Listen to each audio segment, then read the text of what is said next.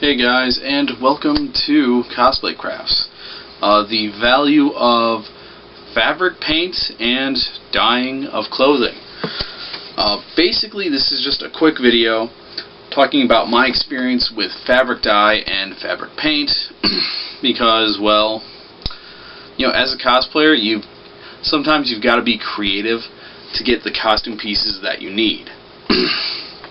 Like, you're not going to always be able to go out and find, let's say, an orange karate gi, you know, with a certain symbol on the back, you know, or a bright pink pair of dress pants with flowers on the, you know, all over them.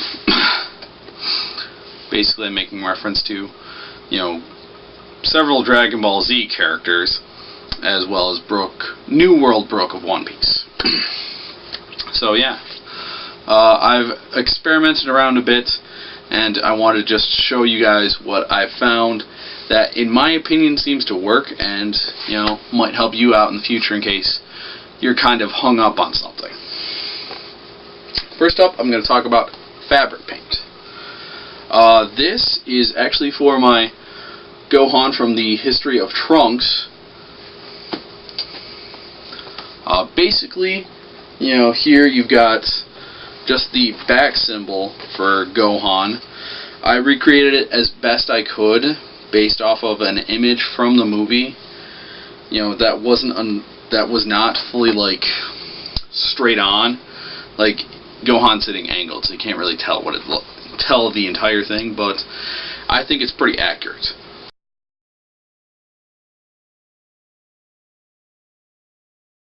For the white part of this, I've used fabric paint, and then for the inner parts, I've used Sharpie. But yeah, basically, this is just a normal single-color T-shirt. You know, you can get these at, you know, your local craft store or Walmart, Kmart, whatever. And yeah, basically, you know, I used the fabric paint to make the big circle. You know, ultimately it feels like, actually touching it, kind of plasticky, but it says on the bottle that after a few days, you know, you can actually machine wash this, you know, and it'll stay. I don't know about the Sharpie part. I haven't gotten to wash this thing because I've still got to make a few mods myself. But yeah, I'd say it works pretty well. Before this, I tried acrylic paint because, well, I'm stupid, and I had acrylic paint and a shirt, because, I mean, these things cost me $4 or $5 or something like that. I can't remember exactly. And yeah, basically the downfall of acrylic with this type of project is it makes the thing too stiff. Like this, you can see it has some fold and some give to it, so you can actually put it on. Whenever I did it with acrylic paint, like, you know, you got that sticking like that, and you're trying to put the shirt on, it's a pain in the ass. Trust me. Now, I would like to note here, I do not have any known allergies, such as latex or anything like that that might come up, so that should be something you might want to keep in mind. I don't believe this is like latex based or anything like that, but it never hurts to be aware of that fact, just so you know. Let's see, I've actually worn this out once to work one day because I was going to anime club afterwards and wanted to show it off. But the only things, like having worn it outside, walking around and such, a thing or two I'd like to note, like this rests on my back, obviously, and my back felt like it was sweating a lot more with this overlaying it. So I would suggest, if you're gonna do this to a shirt or something, you know, have some type of, like, undershirt or something, so that, you know, your legs aren't, like, you know, sweating and potentially absorbing the paint or something like that. Because I actually did this in late June, and, you know, whenever I was done with the shirt, I'd wrapped it around one of my little work table things, and then, you know, just set it to let it dry, because the suggestion is to let it set on a flat surface. anyways, you know, like I left it for a few hours. I came back, and like the shirt had stuck to the table because, you know, it's hot. Because I live in Ohio, where it is awful at times, gotta say. But yeah, so that's another thing to keep in mind when you're actually doing the shirt. Is, you know, like have something like in the middle so that you're not having the two ends stick together.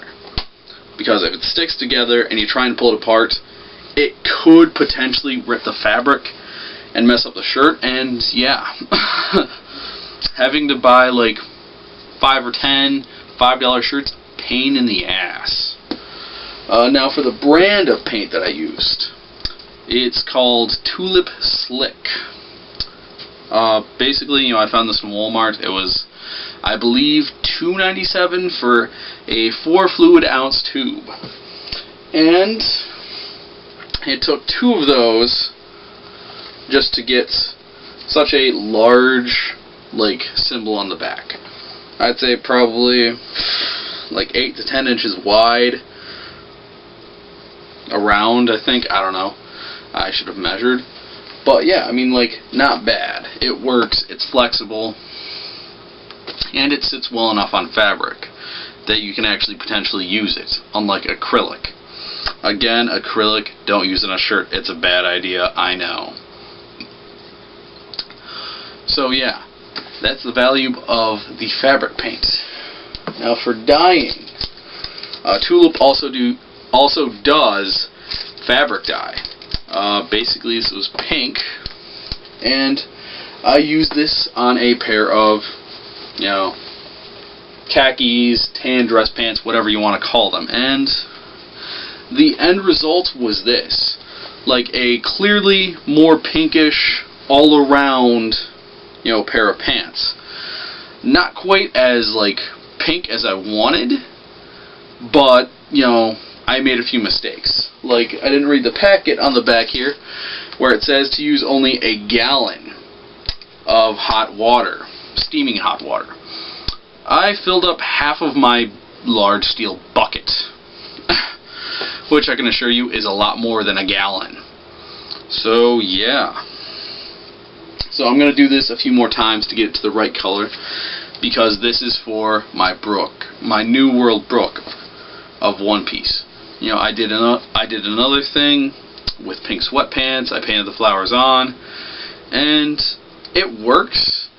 But the issue is, you know, like, you can clearly see his look like dress pants in the anime, and also the fact that it's not as easy to secure a pair of sweatpants to your person as it would be with a pair of dress pants, because it already has the little belt loops built into it.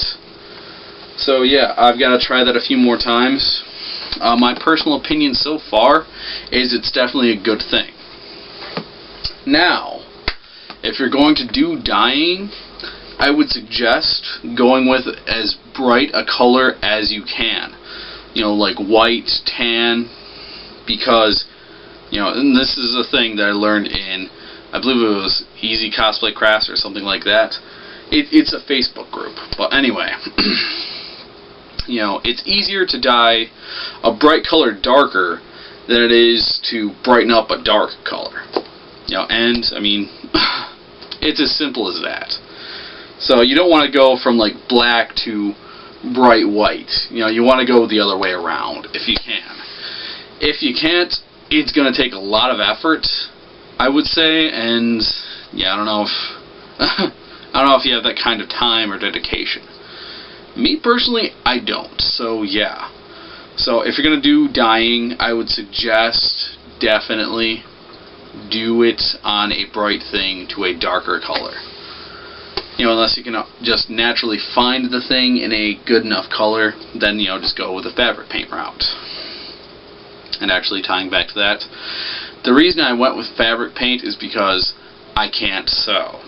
I know it's something I'm just going to say I plan on amending one day, but I haven't currently. And, well, the symbols on the back are a DBZ thing, and, you know, if I want to do the character, I couldn't work around it, so I had to find something. Also, again, sorry, going back to fabric paint, I'd like to point out that you should not use fabric paint on stretchy things like wristbands and such, because this is the end result. Basically, the little wristband contracted, you know, the paint dried in, and then I tried to put it on, and, well, it stretches out, and you can see white cracks in the middle. So, basically, if you're going to try and do things like wristbands, I would suggest just dyeing them and not trying to fabric paint them. Otherwise, you're just going to end up wasting time and money and such.